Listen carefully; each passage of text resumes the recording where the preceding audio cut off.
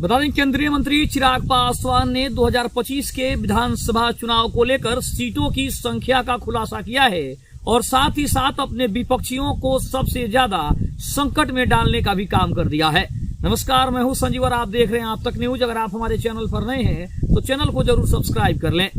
आपको बता दें कि चिराग पासवान ने 2025 के विधानसभा चुनाव में सीटों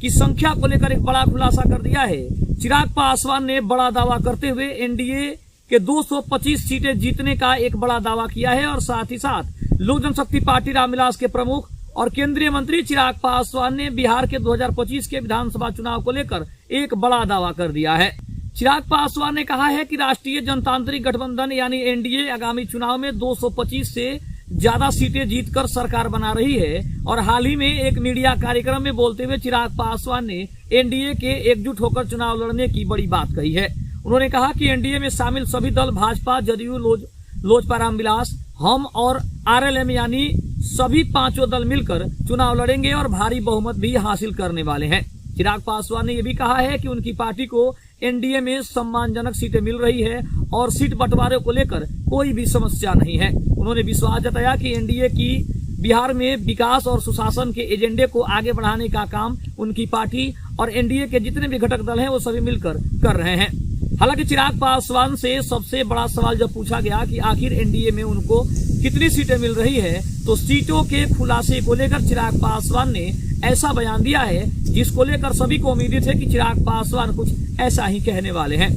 आपको बता दें, केंद्रीय मंत्री चिराग पासवान ने आगामी विधानसभा चुनाव में 25 से 30 सीटें मिलने का एक बड़ा अनुमान बता दिया है और उन्होंने कहा कि जो लोग कह रहे हैं कि 40 से 50 सीटों की मांग उनकी पार्टी कर रही है, लेकिन सच्चाई यही है कि पार्टी 25 से 30 सीटों की मांग करेगी और पार्टी को ये पता है कि 25 से 30 सीटें एनडीए की तरफ से उसे आसानी से मिल भी सकते हैं। साथ ही साथ उन्होंने ये भी कहा कि हम विधानसभा चुनाव में और विधानसभा में अपनी स्थिति मजबूत करना चाहते हैं क्योंकि विधानसभा में हमारी जो स्थिति है वो काफी कमजोर है। इसीलिए हम कहीं न कहीं बिहार की बात कम करते हैं क्योंकि हमें पता है कि विधानसभा में हमारी स्थिति काफी कमजोर है और हमारी बातों को इसीलिए शायद ज्यादा गंभीरता से नहीं लिया जाता है। साथ ही साथ उन्होंने ये कहा कि भले ही वो केंद्र की राजनीति कर रहे हैं लेकिन उनका जो असली मन है वो बिहार की राजनीति में है, बिहार के लोगों के साथ है। इसलिए वो चाहते हैं कि वो जल्द से जल्द केंद्र की राजनीति को छोड़कर बिहार की राजनीति से जुड़े और विधानसभा का चुनाव लड़े ताकि आने वाले समय में बिहार के एक प्रमुख पद पर आसीन हो सके। दूसरी तरफ अगर हम बात करें तो हम के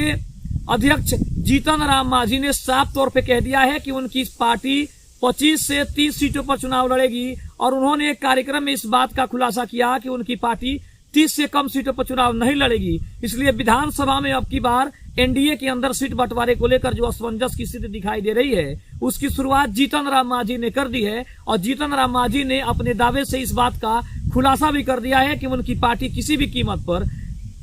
25 से 30 सीटों से कम पर चुनाव नहीं लड़ेगी और इसके लिए एनडीए के तमाम दलों से उनकी बातचीत भी हो रही है। अब प्रधानमंत्री नरेंद्र मोदी से भी उनकी बातचीत हो रही है और इन सभी अगर तमाम मुद्दों को देखा जाए तो कहीं ना कहीं इस बात की संभावना सबसे ज्यादा है कि अगर जीतन राम मांझी जैसे नेता अगर 30 सीटें मांग सकते हैं तो आखिर चिराग पासवान जो लोकसभा में जो केंद्र में काफी मजबूत हैं और उनके पास भी 5 सांसद हैं तो आखिर उनको कितनी सीटें चाहिए।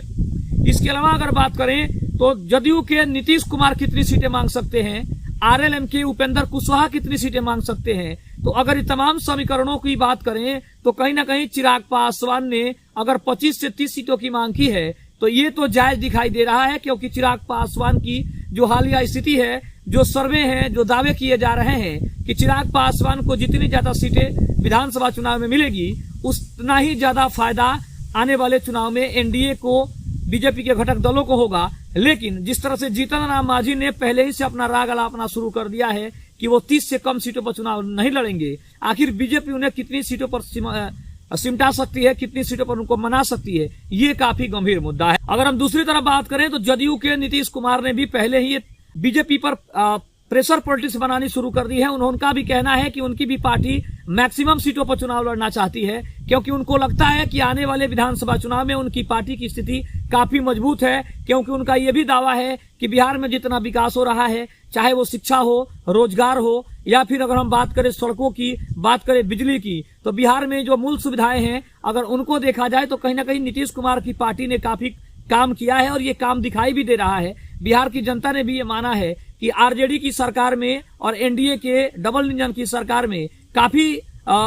अंतर है, और दोनों की सरकार को के अगर विकास को देखा जाए तो जमीन आसमान का फर्क भी है। और खास करके चिराग पासवान के साथ जुड़ने के बाद एनडीए और ज्यादा अच्छे से तरीके से काम कर रही है, नीतीश कुमार अच्छे तरीके से काम कर रहे हैं। तो इन सभी अगर दावों को देखा जाए तो नीतीश कुमार का जो दावा है कि मैक्सिमम सीटों पर उनको चुनाव लड़ना है, कयास ये भी लगाया जा रहा है कि अब की बार नीतीश कुमार की पार्टी 70 से 75 सीटों की मांग करेगी, क्योंकि अगर देखा जाए तो 2020 के चुनाव में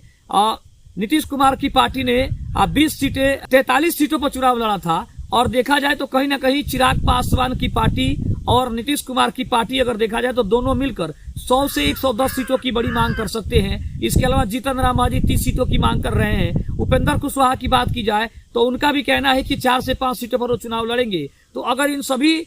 तमाम दावों को देखा जाए तो कहीं ना कहीं 115 से 120 सीटों का ये जो कॉम्बिनेशन है ये एनडीए के 4 घटक दलों के बीच में है। तो बाकी अगर देखा जाए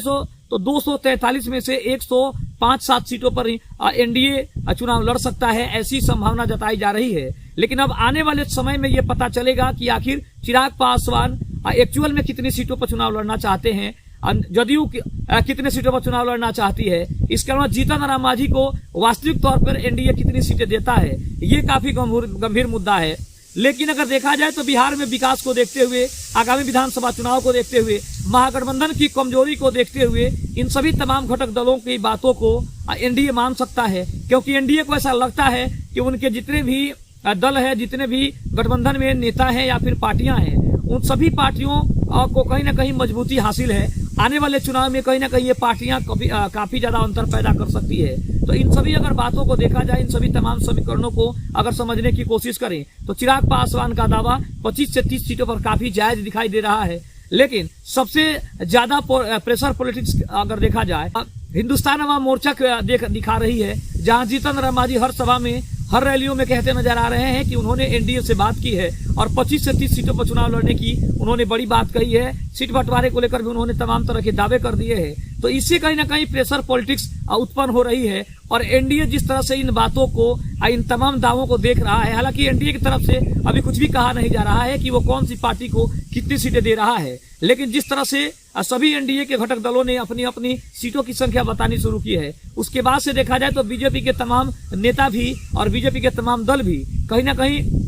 प्रेशर में दिखाई दे रहे हैं, क्योंकि अब की बार का सीटों का जो बंटवारा है वो काफी गंभीर मुद्दा होने वाला है। क्योंकि सभी पार्टियों को ऐसा लगता है कि विधानसभा चुनाव में उनकी स्थिति जितनी मजबूत होगी, वो जितने मजबूती के साथ उतरेंगे, उनकी पार्टियों को उतना ज्यादा फायदा हो सकता है। लेकिन आपको क्या लगता है, चिराग पासवान क्या 25 से 30 सीटों पर चुनाव लड़ना उनके लिए जायज है? क्या चिराग पासवान को 25 से 30 सीटें मिल सकती है? नीतीश कुमार की जो जदयू 70 से 75 सीटों की मांग करेगी, क्या बीजेपी उन सभी मांगों को पूरा करेगी? और जीतन राम मांझी का 25 से 30 सीटें मांगना कितना जायज है, ये आप सभी कमेंट में जरूर लिखेंगे। अगर आप हमारे चैनल पर नए हैं तो चैनल को जरूर सब्सक्राइब करें। तब तक के लिए धन्यवाद। जय हिंद, जय भारत।